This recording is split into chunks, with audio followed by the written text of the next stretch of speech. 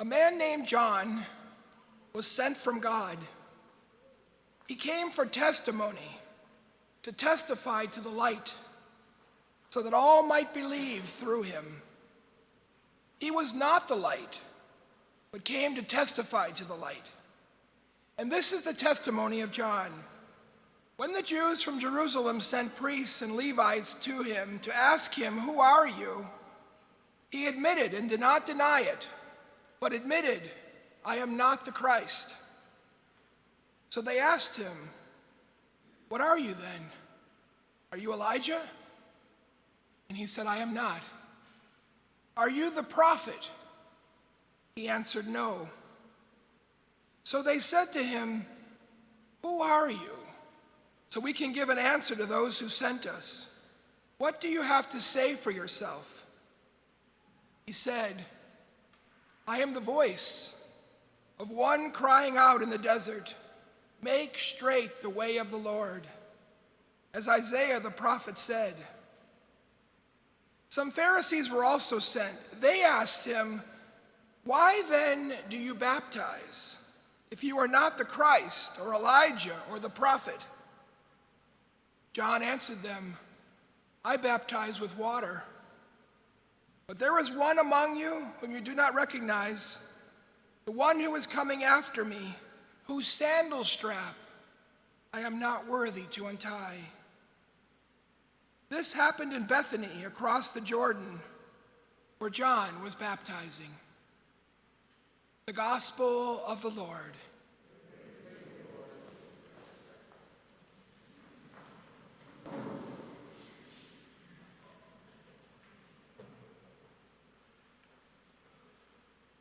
Gaudete Sunday.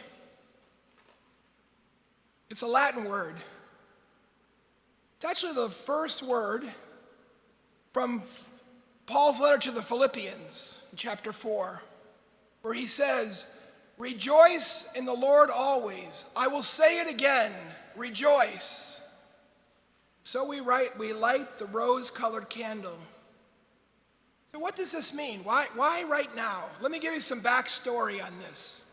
In the early church, when people wanted to follow Christ, they had to go through intensive time of learning, not only the details about our faith, but really a change of their heart, and to learn how to pray. It many times took like 3 years to get prepared to become a Christian. And then right before they would become baptized, which was on Easter, the church said, let's take 40 days. Like Jesus went out in the desert, let's take 40 days for you so that you can prepare your heart for these sacraments you're about to receive: baptism, Holy Eucharist, and confirmation.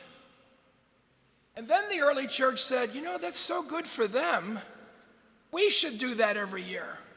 We should prepare for Easter with those same 40 days.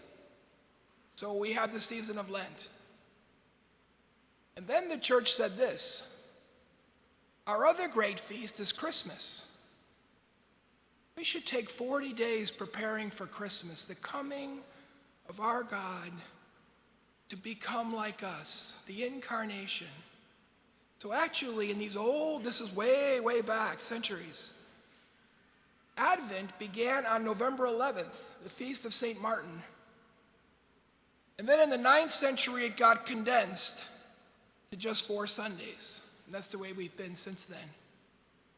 So in those early days, when they had that long Advent, when they got to this Sunday, they said, we're getting so close.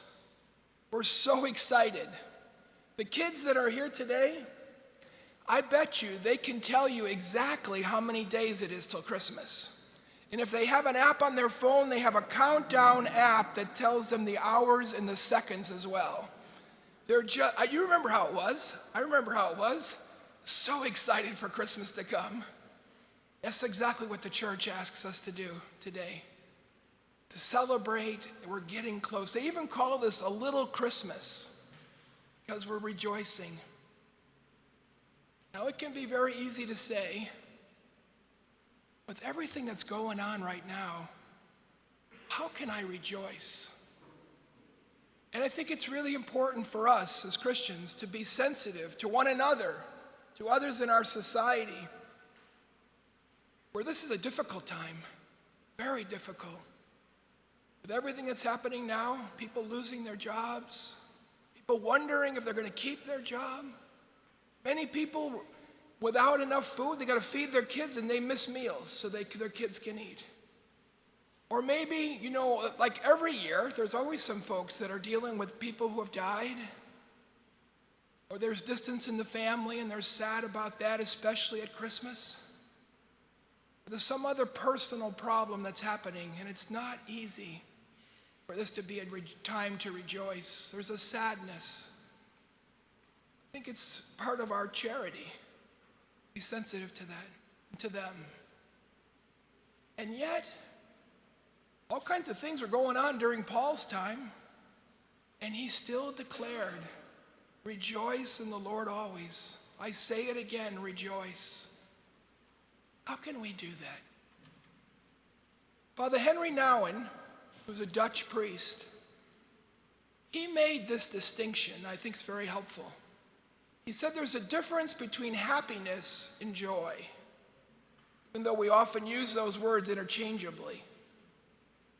He said, I can be happy, and I am happy, when everything's clicking. It's a beautiful day. I got a wonderful job. Everything's going pretty good in my family right now. I'm really happy. Or I'm on a great vacation. He said, those are moments of happiness. Joy is a little different. Joy is deeper.